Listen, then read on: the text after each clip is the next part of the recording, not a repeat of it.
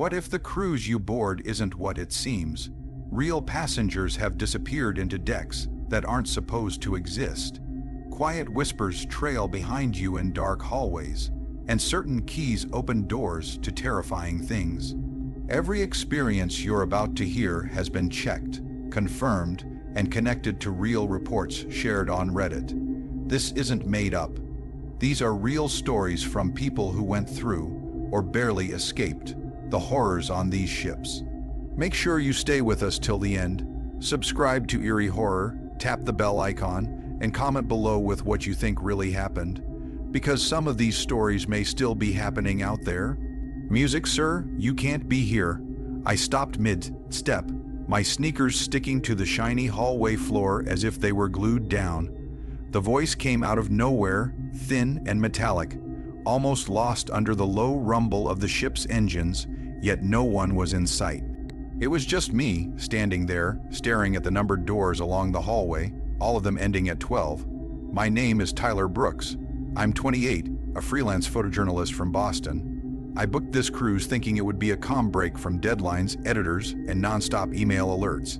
I wanted sunshine, drinks, and peaceful sunsets over the Atlantic. Not this. I'd been walking around the upper decks all afternoon, my camera hanging from my shoulder, taking photos of the ship's design, the passengers, and daily life on board. That's when I noticed it, a stairwell hidden behind a maintenance door, partly blocked by a janitor's cart. I couldn't ignore it. The sign on the door read Deck 13. My stomach tightened.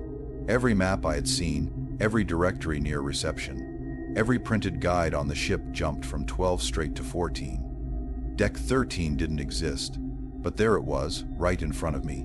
I hesitated, my heart pounding. 3 soft knocks echoed from deep behind the door, not from a person. It sounded like metal hitting metal, slow and intentional. I knew I shouldn't go in, but my curiosity felt like a camera lens desperate to capture something impossible. I turned the handle. The stairwell dropped downward into near darkness. Each step groaned loudly under my weight. The smell reached me first. Wet metal, seawater, and a faint burnt odor, like overheated wires. I switched on my camera light. The stairs twisted downward endlessly, far more than they should have. I counted 50 steps, then another 100. At the bottom, a hallway stretched forward. Weak fluorescent lights buzzed and flickered, as if fighting to light a place that didn't want to be seen. Doors lined both sides.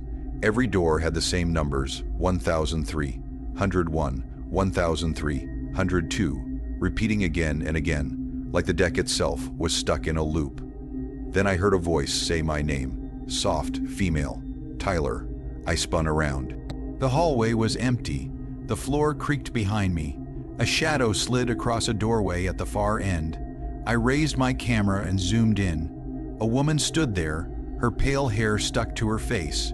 She wore what looked like a crew uniform, but something was wrong. The edges were torn and her name tag had been scratched away.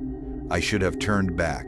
I didn't. When I moved closer, she disappeared, just gone. The lights flickered wildly. I heard whispers everywhere, dozens of them, muttering numbers, names, and even laughter that sounded cold and wrong. My heart raced out of control. The hallway ahead bent unnaturally. Doors that had been straight moments ago now leaned at strange angles, breaking all sense of space. A quiet metallic clink sounded near my feet. I looked down. A key lay on the floor, brass and heavy, with the number 13 carved into it. I picked it up. The air turned icy. My breath became visible. Behind me, the hallway shifted again. A door I hadn't seen before appeared. A blank panel slid open without a sound. From inside, a voice whispered, "They're waiting for you." I wanted to leave. I ran back toward the stairs, but instead of leading out, the stairwell stretched even deeper. Every turn pulled me farther down. Time felt wrong. My watch spun erratically. Minutes stretched into hours, then rewound. The buzzing PA came back on. Deck 13 is restricted. Unauthorized personnel will be escorted. But something about the voice felt off. It sounded cold, mechanical, almost like it was mocking me. No crew ever showed up. There was only me, the never-ending stairwell, and unseen passengers whispering my name from behind sealed doors, I suddenly realized my camera had been recording the entire way down. I checked the footage. Every frame was ruined. Just static, white noise, warped faces pushed against the screen, whispering, and the key. It shined even without light, like it was alive. I stepped closer to one of the repeating doors. 1307. It slowly creaked open. The smell inside was overwhelming, like salt mixed with rot. Inside, I saw dozens of passengers standing stiff and unmoving, eyes empty. They didn't move.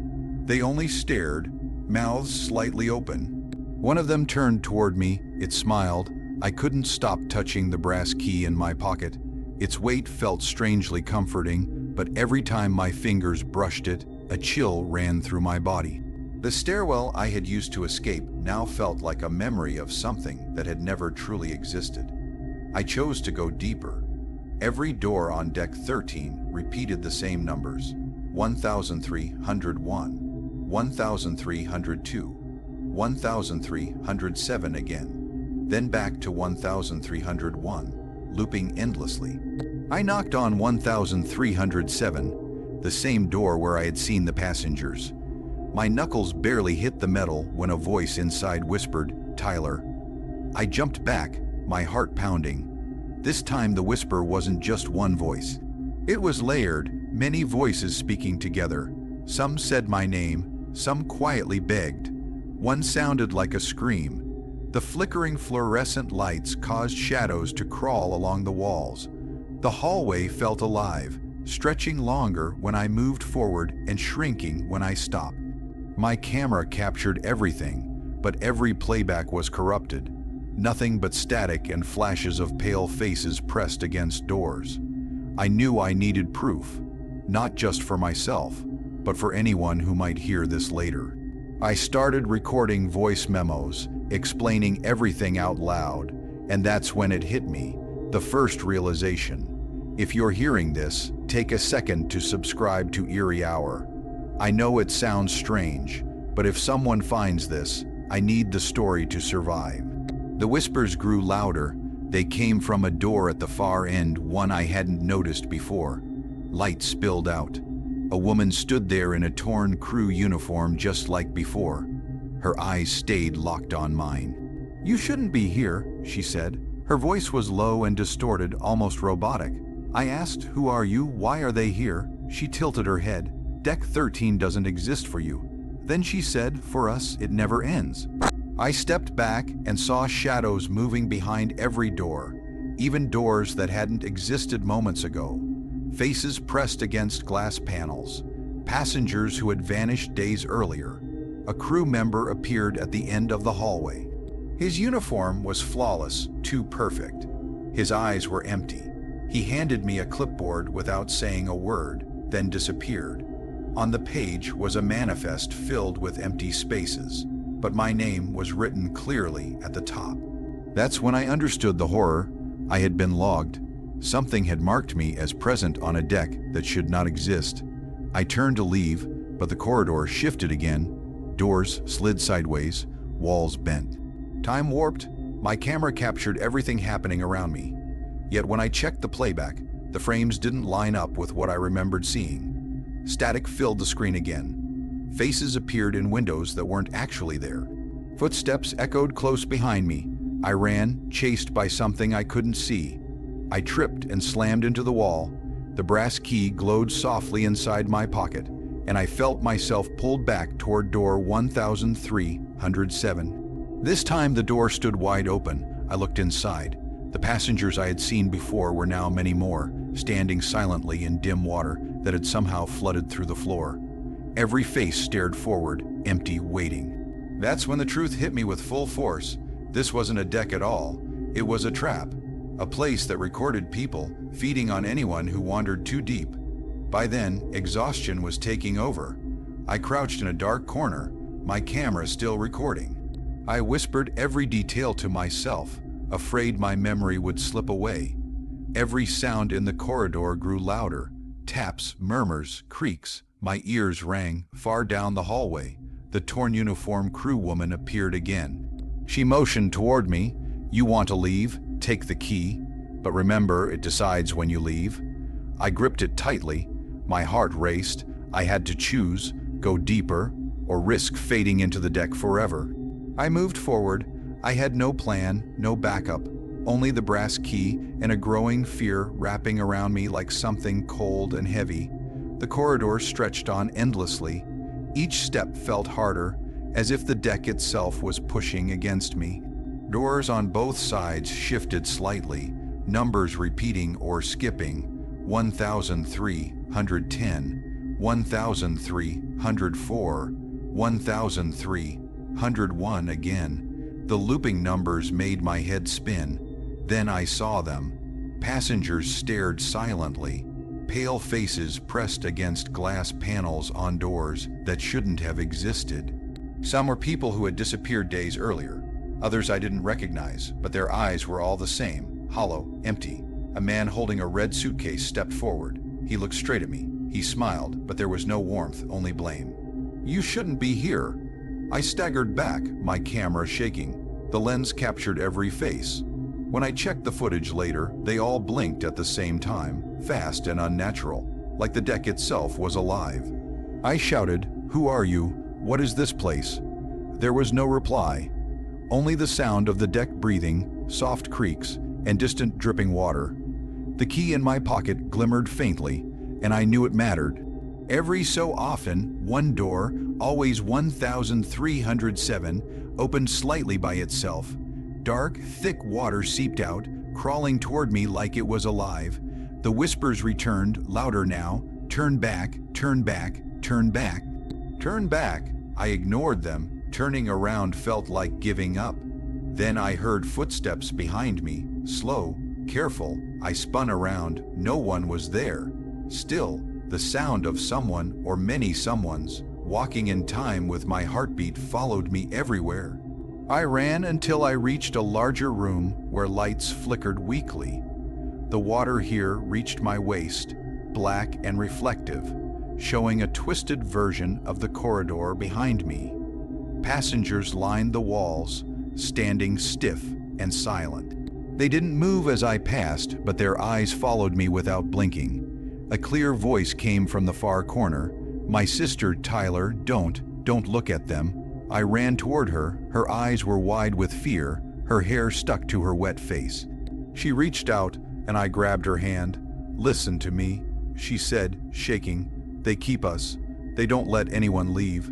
Deck 13. At that moment, the brass key slipped from my pocket and hit the wet floor with a loud clang. Instantly, every passenger turned toward it.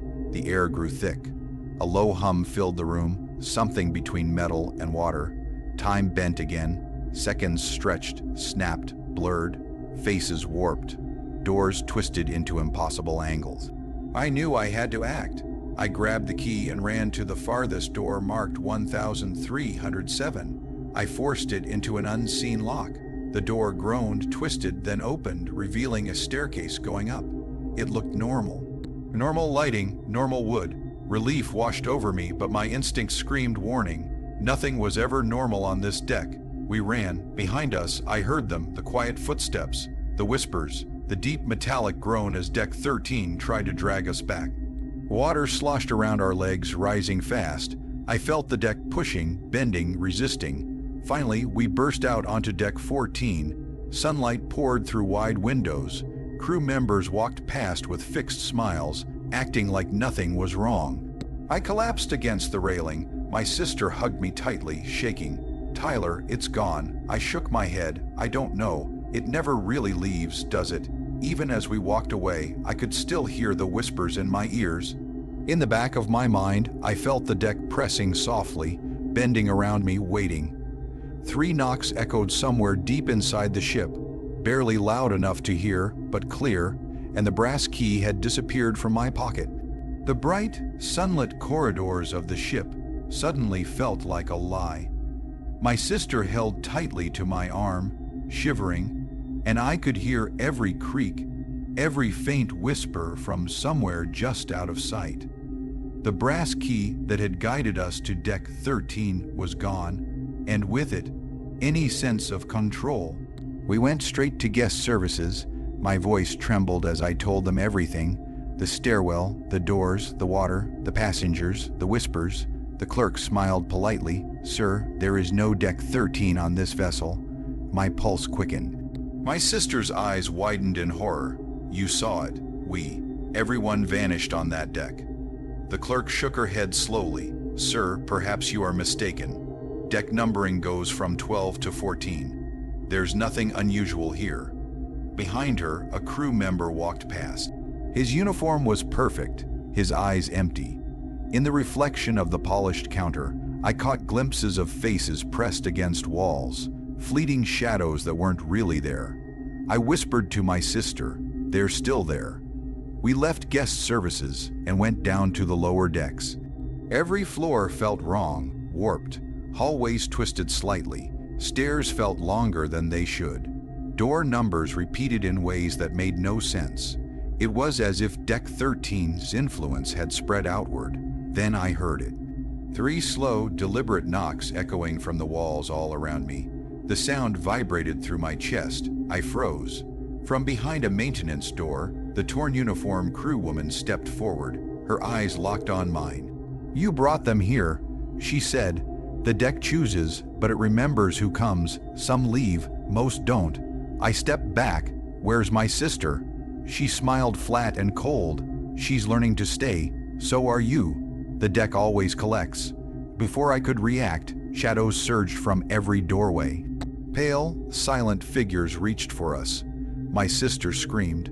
I tried to grab her, but the figures came between us, separating us. The key, gone for hours, suddenly appeared in my hand. I held it tight. Every instinct screamed to use it, but the lock I had used before, the staircase to escape, was gone. The whispers grew louder. "You can't leave. We wait. We remember." The water rose again, swirling around our feet, then knees, then up to our chests. The faces of trapped passengers pressed close, blank, mouths slightly open. I shouted for help, calling guest services, the captain, anyone. Nothing. The PA system stayed silent. The hallway stretched endlessly, looping in impossible shapes. Then I realized every step I took was backward. Every corridor I passed was the one I had just left. Deck 13 was rewriting the ship. The last thing I remember before blacking out, my sister screaming, the cold water covering me, and the soft, deliberate knocks. 3 of them, coming from everywhere and nowhere at once. I woke up in my cabin. Morning sunlight poured through the curtains. My sister was gone. Crew members walked past, smiling, acting as if nothing had happened. The brass key lay on the pillow, engraved with 13. I touched it, and the knocks echoed softly in my skull.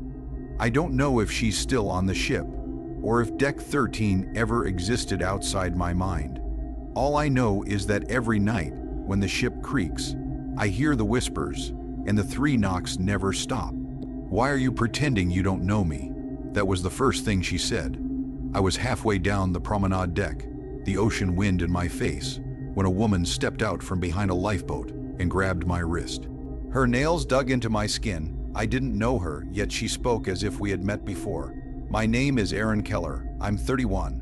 I work as a paramedic in Portland, Oregon. After a brutal year of double shifts, I finally agreed to take a week-long cruise because my sister practically forced me. I'm the kind of guy who says yes to everyone else's emergencies, but never takes time for himself." She booked everything, shoved the ticket into my hands, and told me to disappear for 7 days.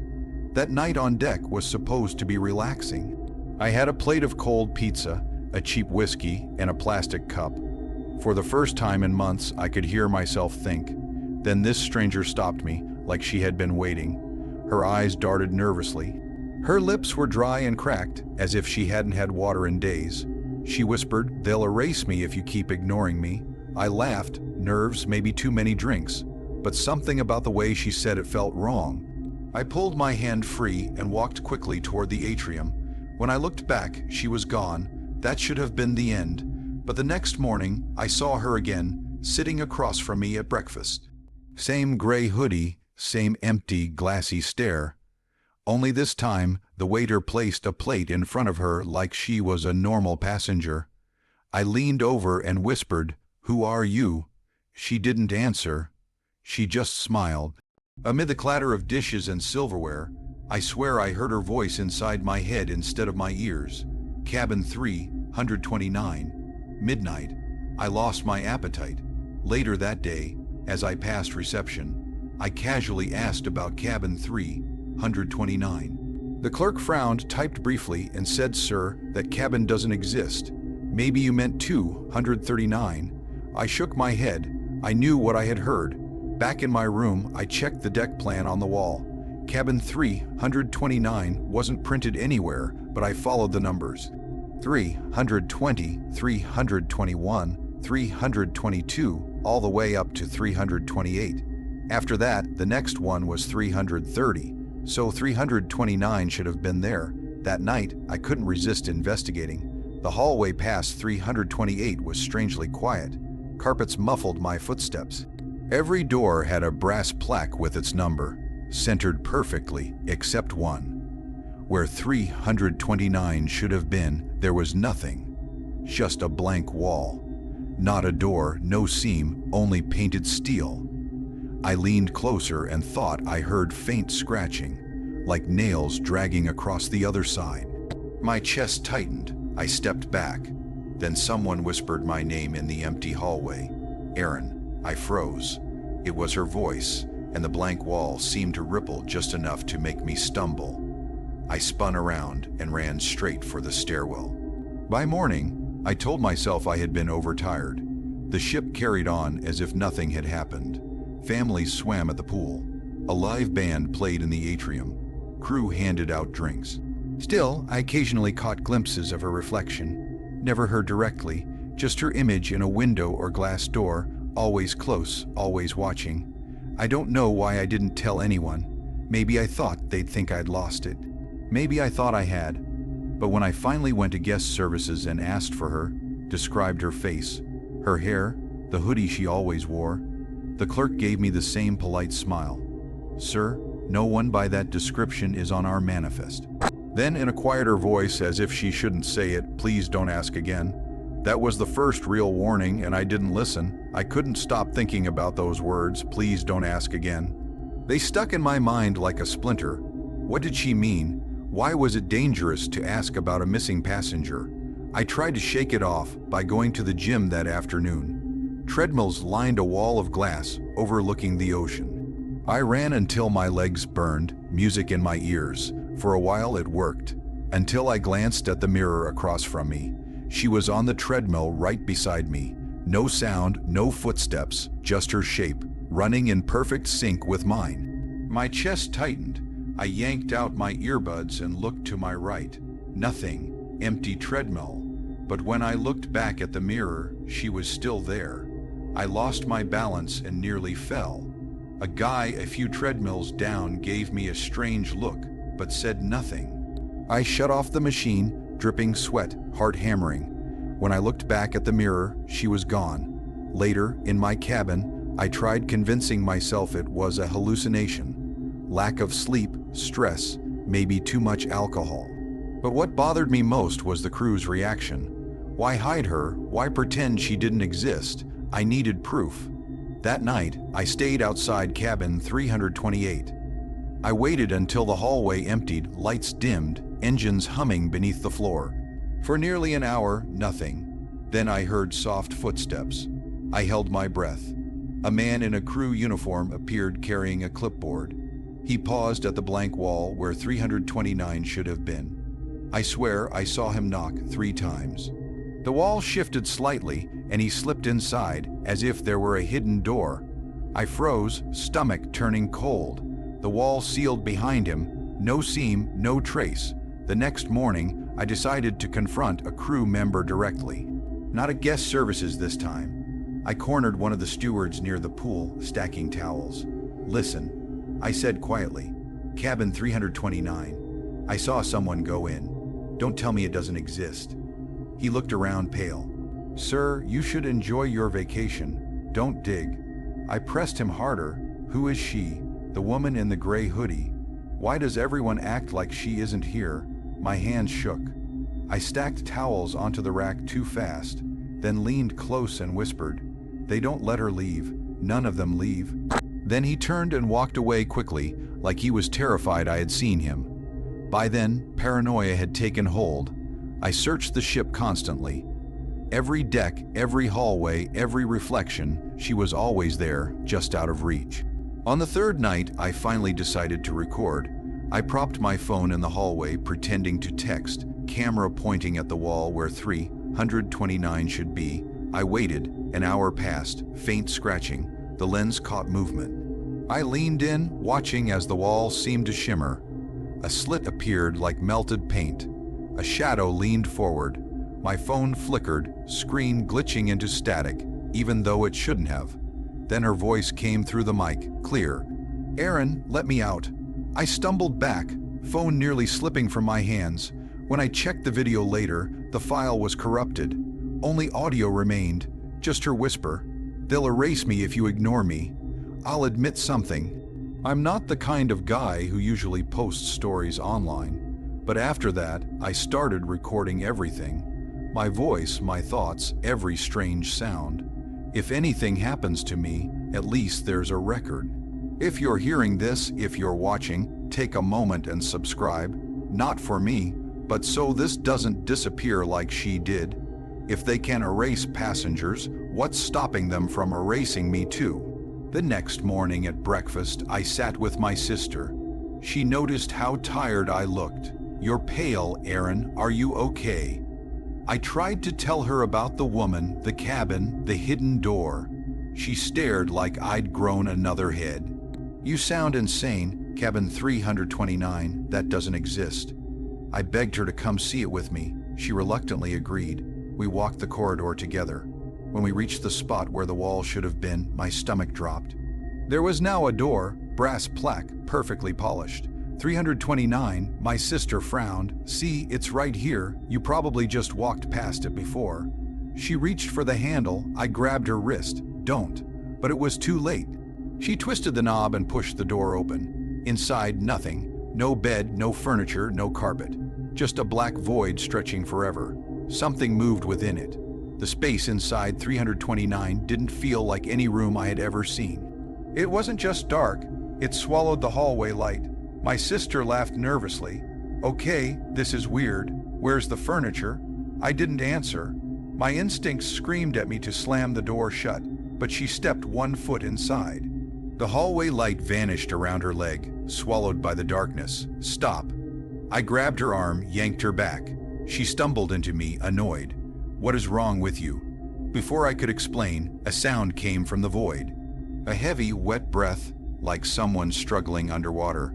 The door swung closed on its own. We ran down the hall. I didn't stop until we were 2 decks up, near the crowded atrium. A band played covers for drunk vacationers.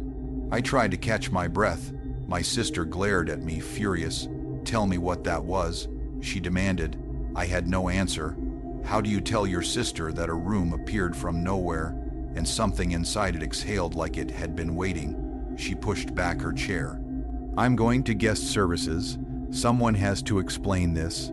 I almost begged her not to, but I was too shaken to argue. Guest services looked normal. Smiling staff, polished counters. My sister leaned on the desk, voice sharp. "Cabin 329, we opened it. What's going on?" The clerk blinked once, then smiled politely, as if she hadn't heard. "Miss, are you asking about a shore excursion?" "No." My sister said louder, "Cabin 329. There's nothing inside, just emptiness." "What is that?" The clerk typed at her computer. "I'm sorry, there is no cabin 329 on this vessel." My sister's jaw dropped. She turned to me. "Did you hear that? We saw it." I nodded. "We saw it." The clerk's smile stayed in place, but her eyes darted left and right, like someone was watching. That night, my sister disappeared. I woke around 2:00 a.m. to knocking, 3 slow knocks. I got out of bed, thinking it was her playing a trick, still upset from earlier, but her bed was empty, her shoes gone. Her phone gone, just a folded note on the pillow. It read in her handwriting, "Don't follow me." It called my name. Panic doesn't cover it. I searched the deck, pounding doors, asking crew, begging them to check cameras. Every single one repeated the same line like robots. "Sir, there is no cabin 329 on this vessel. By 4:00 a.m. I was at my breaking point. I ended up back outside the hallway, fists clenched, heart racing. The brass plaque was gone, just a blank wall again, but I swear her voice came from behind it. "Aaron, come in." I slammed my fists against the wall until my knuckles bled. Crew rushed down, grabbing my arms, dragging me away. I shouted her name over and over, but the wall stayed solid. They locked me in my cabin for the night. A safety precaution, they said. The last thing I remember before a restless half. Sleep. Water dripping steadily somewhere in the dark. When morning came, everything seemed normal. Sunlight through the curtains, ship announcements cheerful as ever. But there was one change. On the dresser beside my phone lay a brass key, number engraved on the head, 329. I knew my sister had never left the ship. She was still in there. I held the key in my hand like it burned me. Cabin 329.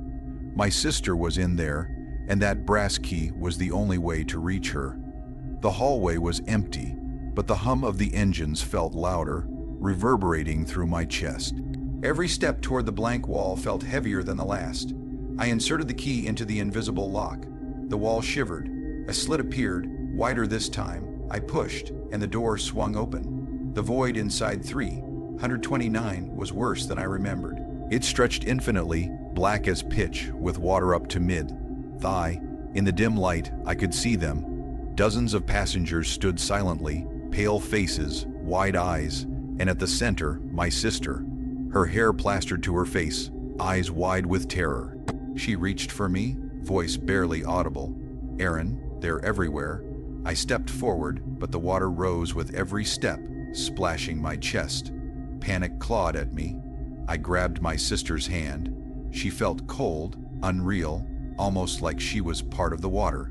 A voice behind me, familiar and terrifying, echoed off invisible walls.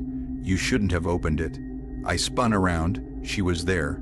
The woman in the gray hoodie, standing in the water, taller somehow, more wrong. Her lips curled into a smile that didn't reach her eyes. The passengers began moving slowly at first, then faster, circling us. Some reached out. Their touch was icy. My sister screamed, clutching me. I remembered the voice in my head from the treadmill mirror. "They don't let her leave." I shouted, "What do you want from us?" The woman tilted her head. "We're keeping balance. You and your sister. You crossed the wrong deck." I didn't understand, but I knew I had to act. I lifted my sister onto my shoulders and ran toward the opening. The water surged higher, trying to pull us in. Every step felt like sinking in quicksand. When we broke through the slit into the hallway, the door slammed shut behind us. Silence, lights flickered normally. The brass plaque 329 had vanished. My sister was breathing heavily. I was soaked, knees shaking. "Did we make it?" she asked, voice trembling. I nodded, but I knew we hadn't because I could still hear it. 3 knocks, slow and deliberate, coming from the ship itself. Then a whisper, curling around me like smoke. "Next time it won't let you leave." I tried calling guest services, the captain, anyone, but the PA remained silent. Crew passed me like I wasn't there. It was as if 329 had never existed. I packed my bags at the next port, but the sound followed me. Every creak of a floorboard, every tap on a pipe echoed that rhythm. 3 knocks. I don't know if I'll ever forget them or her. "Why is this hallway empty?" I whispered it before I realized it. Even though the ship felt warm and the engines pulsed steadily, a strange shiver ran down my spine. Something was off about Deck 7. I'm Ethan Cole, 35, a middle school history teacher in Chicago. I booked this cruise to celebrate finishing my first book and escape endless grading. Haunted ship stories used to make me laugh. I'm usually realistic, careful, and a bit cynical. The Sea Monarch seemed huge and normal. Artificial lights reflected on white steel walls, The pool deck glimmered in sunlight. The dining hall smelled of coffee and baked bread. Too normal, maybe. It started quietly. A passenger at breakfast stared at me, expression unreadable, then vanished. Sometimes a low static hum vibrated my teeth as the announcements crackled. I blamed exhaustion. Teachers don't sleep much. By night, I noticed small oddities, hallways slightly curved, cabin numbers wrong. One evening, I called the front desk about a door open at the far end. No response. Line snapped dead. I pounded it, but no one came. Others must have noticed too. Martha, a retiree, gestured toward a window, whispering, "Have you seen him?" before disappearing. That night, I woke to purposeful knocks outside my cabin. The corridor was empty, stretched normally, but a lifeboat key lay on the floor. I'd never seen it before. I grabbed it.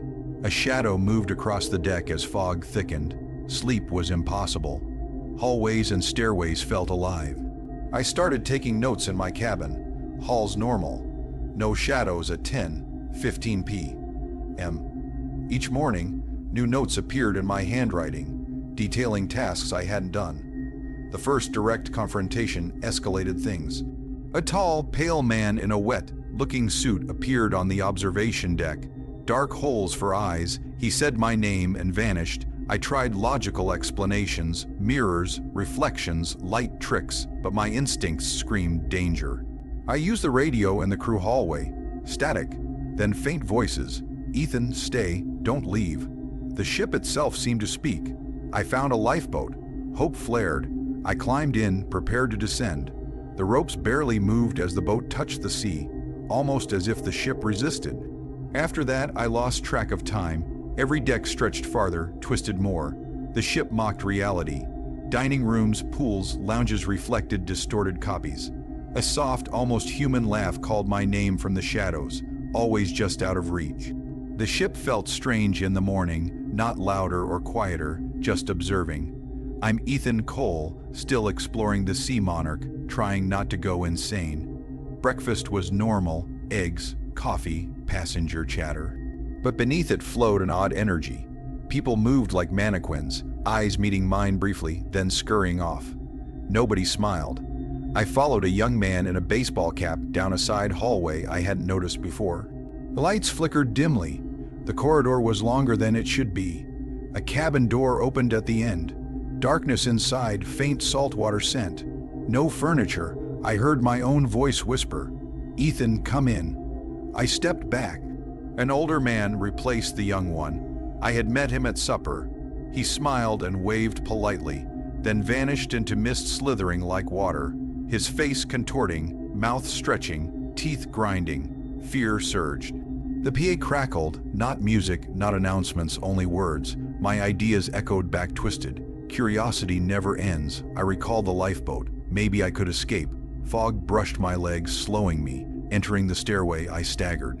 Normally it led up, but now a strange corridor appeared with doors not on any chart. A woman appeared with a travel bag, resembling a coworker I hadn't seen in a year. Her voice shook. "Ethan, you shouldn't be here." I asked what she meant. She bent closer. "The ship isn't real, none of this is." She vanished. The lifeboat still hung. When I reached the upper deck, I felt a wave of relief. After running, I untied the ropes and climbed into the lifeboat. For a moment, hope flared. Maybe I could escape this nightmare. I lowered the boat into the water, but it didn't float normally. Below was endless black, above no stars reflected. My hands shook. I realized there was no real ocean. It was controlled by the ship, the fog, and some unseen presence. I tried calling the captain. In the crew corridor, I found the radio again. Static at first, then a faint voice. "Ethan, the ship watches. The ship knows." I slammed it shut, fear and frustration mixing. The ship itself had begun communicating, mocking me. By evening, the halls had shifted again. A corridor I entered that morning was gone. Stairs twisted unnaturally. Doors appeared where walls should be. Every area, dining room, pool deck, gym, looked normal but felt wrong. I noticed others, some passengers I knew, staring blankly. Others, translucent echoes of people the ship had consumed. A hand reached toward me, vanished when I blinked. I was the ship's latest prey. In the corner of my eye, a door appeared, and marked, unnumbered, slightly open. Golden light leaked from it. I walked over, trembling. Urgent, layered voices called my name. I reached for the handle, holding my breath. Before my fingers touched it, the door slammed. That corridor, the one that shouldn't exist, still pulls at me. I'm 35, Ethan Cole. Nothing on the Sea Monarch acts like reality. The decks shift as I walk, corridors stretch endlessly. By the third day, the oddities became impossible to ignore. I passed the dining room, deserted, cutlery neatly placed, coffee cold. A family sat frozen mid, laugh, eyes hollow. They stared at me, I blinked, they were gone. Only a faint scent of burnt sugar remained. I tried the stairs, hoping vertical movement might help. Every flight went on forever. My legs burned. The fog thickened as I reached the upper deck. There he was, a crew member, maybe Captain Reynolds or a copy. Sunken eyes, damp, ripped clothes. "You shouldn't be here," he said quietly, but his voice echoed unnaturally. I tried to speak, seeking help, but my own voice sounded distorted. The captain's reflection moved closer. "Ethan, you're lost." I staggered. A wall replaced the railing. Panic surged. I dashed along the deck, searching for exits or lifeboats. The fog moved, alive, circling me like a predator. I reached a single boat. Hands shaking, I got inside, hoping the water would support me. But there was only a dark emptiness ready to swallow the boat. My heart pounded. Behind me, footsteps. "Not mine," echoed. I spun. A human-shaped figure ran toward me, face shifting between all the people I had seen. Neither crew nor passenger. I ran, weaving through hallways, aiming for the bridge or stairs. The ship moved again. Doors appeared and vanished. Ceilings twisted. Walls stretched. I stumbled into a crew lounge, empty except for one chair with a notepad. Pages turned rapidly, despite no wind. The entries, in my handwriting, described things I hadn't done yet. Fog approaches, voices call. Every line a warning, a trap. I remembered leaving my phone in the cabin. Maybe I could call someone. Avoiding shadows clinging to walls, I ran back. The phone was gone, erased. The ship had swallowed it. Layered, multi-voiced whispers began. "Ethan, choose, stay, leave, curiosity." My mind spun. The sound came from inside me. I hurried again, spotting a seemingly normal passageway. Soft lighting, carpeted floor, familiar wall art. Hope surged. I followed instructions. Real laughter, passenger voices drifted around me. This might be an escape. The hallway twisted. The lifeboat I had failed with reappeared. A towering shadow waited. "You are free to depart," it said. Heart pounding, I gripped the rope. If you step into the water, curiosity, hope, and fear are intertwined. One step may save or doom me. The fog thickened, whispering my name, pushing me forward. I inhaled and stepped. The water felt weightless, thicker than air, neither cold nor resistant. I'm 35, Ethan Cole, history teacher and amateur photographer. By now I know the Sea Monarch wasn't real. The fog twisted around me like a living thing. Lifeboat ropes hung pointlessly, disappearing. I tried swimming, but the water didn't respond. I felt myself sinking, movements delayed, the ship shifting around me. A distorted, almost human voice called, "Ethan, you can't leave." But you see, I tried to speak, but the sound was sucked away. Passengers, crew, and strange figures appeared, circling, observing. Some chuckled softly, others spoke encouragement. The captain, or his copy, stood on the edge, unnaturally tall, arms open. "Simply choose, go and disappear, stay and see." I grabbed the lifeboat again, desperate. False hope surged. Maybe I could escape the fog, the twisted hallways, the passengers. I braced, gripping the rope. It stretched strangely, pulled by something alive. A hand, mine but not, touched my shoulder. Panic hit. My scream vanished. A whisper from the shadowed figure said, "Why fight what cannot be fought?" I struggled. The lifeboat, deck, hallways, even distant engine hum were swallowed by the fog. Limbs moved as if submerged, though there was no water. Living or dead, the passengers watched silently. None helped. Then I saw it. A cabin door at the fog's edge, half open, light spilling out. Recognizable, though never real. Arms flailed as I ran. Curiosity brought me here. Curiosity binds you. The whispers followed until I reached the door. There was a rational, frightened part of me that wanted to smash the door and run. But another part of me, curious and stubborn, pushed it open. Inside there was nothing, light, warmth, and stillness. I took control. The fog was gone. No whispers. The weightlessness returned, but this time it was distant, like I was watching from far away. Outside the doorway, the ship twisted and moved, pulling passengers into endless hallways. That's when I realized I hadn't escaped. I had just shifted perspective. I could see everything now. Passengers repeating the same motions, corridors looping endlessly, lifeboats swallowed. I was linked to the observation, alive, yet only watching, waiting, studying. Take a moment to subscribe to Eerie Hour if you're listening. It helps preserve stories like this. Now I understood. The ship doesn't take, it chooses. It transforms rather than destroys. Its memory, its pattern, its endless observation consumes those who vanish. I've changed, yet I remain, still watching, still Ethan. Each new traveler becomes a story waiting to be written. The doors move, the fog whispers. I occasionally see them. Newcomers laughing, unaware of the rules, fog around their ankles. Lights flicker. A door creaks open. Will they notice me? I wonder what's just beyond the normal. Because the ship remembers, and I am part of it. Music, why does it sound like the ocean is pressing inside the walls? That thought jolted me awake when I entered my cabin. Not outside, but inside. Seawater seemed to push against the thin metal, groaning to get through. My name is Daniel Mercer. I'm 36, from Columbus, Ohio, and work as a claims adjuster. A job so dull it made me question my entire life. The cruise was supposed to be a reset. I booked it alone after a breakup left me hollow, hoping 7 nights at sea would make me feel human again. I'm cautious, detailed, careful, always double, checking stoves, doors, everything. A cruise felt safe, structured, the perfect escape.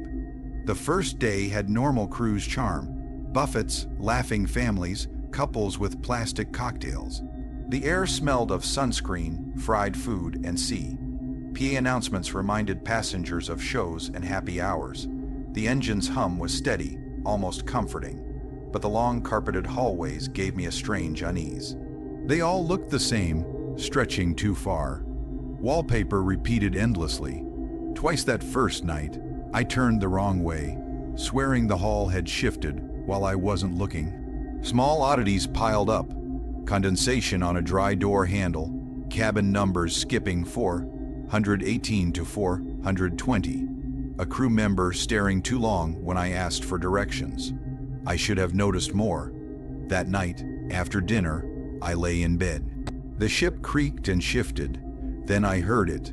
3 deliberate knocks on my cabin wall, not the door. I waited, expecting laughter, but silence stretched. I told myself to ignore it, to sleep. That was my last normal night. By the second evening, unease weighed heavier. I spent the day by the pool, pretending all was fine, but I couldn't forget the knocks. At reception, I asked if the cabin next to mine was occupied. The woman paused, flicker in her smile, then said, "Of course, sir," and slid the register away. That hesitation broke me. Walking back to my room, lights buzzed faintly, like they were holding back shadows. A little girl skipped past, humming off, "Key." When I turned, she was gone. I told myself I was tired, seasick maybe, though I felt fine. Then the elevator. I stepped on deck 7, pressed 4. Doors closed, floor shuttered, doors open, wrong deck, carpet, wallpaper, door numbers all unrecognizable. Pressed lobby. Elevator hummed, rattled, doors opened. Same hallway, no voices, no footsteps. Engines louder inside me. Slammed door button until it moved. Doors opened. Back on deck 7. Heart pounding, I vowed never to ride alone. That night, a single heavy thud, not 3 knocks, shook my cabin wall. Vibrated through the bed frame. I pressed my ear, Only slow, rhythmic gurgling of water, too close, as if the ocean pressed against the metal, trying to break through. I should have called for help. I lay awake, engines thumping inside my chest, replacing my heartbeat. The ship was already wrong, I just didn't know how wrong it would get. The third night, 3:17 a.m., I woke gasping, sheets tangled, nights and soaked. My book, phone charger wet, wood glistening. Air smelled sharp, briny. Ceiling dry, vent dry, no explanation. Panic drove me into the hall. Carpet squelched under shoes. A man in a bathrobe shuffled past, leaving wet footprints. Eyes never met mine. Seconds later, gone, I rushed to the atrium. Elevator mirrored a twitching, pale reflection. Atrium deserted, tables empty, cocktail glass sweating, child's flop alone, fountain dry. Then a whisper, hollow and mournful, circling the space. Glass reflected dozens above on the balcony, soaked gray, empty sockets, spin around. Balcony empty, look back, reflections closer. I ran, staircases until lungs burned. Deck 7 dim, red emergency light. Fresh, wet footprints to cabin 742. Door handle dripped seawater. Touching it, the door swung open. Into black water, endless, rotting. At the threshold, a woman's corpse floated, hair like seaweed, lips in a grotesque smile. Eyes snapped open, hand shot toward me, water streaming from her fingers. Hall groaned, metal straining as if alive. Lights flickered, broken red. Footprints advanced, though nothing stood there. I ran, water rising, stumbled into stairwell spiraling endlessly. Below, the bathrobe man waited, moon. Pale, dripping, eyes swollen with seawater. Mouth gushed water, climbing toward me. I tore up the stairs, lungs burning. Sound of water from his throat echoed, louder than engines, louder than anything. Burst onto deck 9, cold, wet, salty air hit. Hallway lights flickered, carpets sloshed, doors swung as if storms struck, turned corner, almost collided with a woman in a wet evening gown, hair clinging, skin gray, bloated. Head tilted, whispered, voice unnatural. Cabin 419. Finger pointed behind me, whipped around, door there. 419. Plaque gleamed fresh, though I knew it wasn't before. Reflection lingered, her face pressed, teeth jagged like coral. Instinct screamed not to enter. Water rose behind me. I grabbed the handle, ice cold. Door creaked open. Inside, theater. Rows of red velvet seats. Chandelier dripping condensation. Air of mildew and salt. Dozens of waterlogged passengers sat still. Heads lulled, mouths slack, eyes bulging, snapped toward me. Doors slammed behind me, spotlight on stage. Bathrobe man gurgling, water pooling at feet. Lifted hand beckoned forward. Crowd clapped, wet, slapping, broken rhythm. Chandelier swayed, spraying droplets. Ship groaned, rattling teeth. Back toward door. Gone. Wall slick with mold. Bathrobe man staggered, water gushing. Gurgled words I understood. You came back. Suddenly, every corpse rose, water pouring off them like a wave. Surged toward me, feet dragging, jaws unhinging, sea-spilling lungs. Carpet squished dark with brine. Legs froze, throat clenched. Only sound, wet hands slapping closer. Tried to scream. Salt-filled mouth, tongue burned, teeth ached. Water inside me. Bathrobe man reached first. Eyes empty, endless streams down cheeks. Hand clamped shoulder. Cold, piercing bones. Leaned close, gurgling, voice calm. You can't leave until someone takes your place. Silence. Crowd froze mid-stride, watching. Chandelier dripped. Ship's hum deepened into growl. Mind raced. Who would I give them? Bathrobe man forced something into hand. Room key. Cabin 419. Brass tag glimmered with condensation. Numbers deep as scars.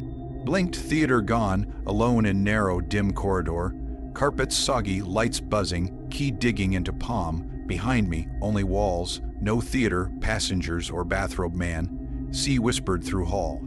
Stumbled to cabin, heart hammering. Clock 3:17 a.m. Sheets dry, suitcase untouched, shoes clean. But key 419 on pillow.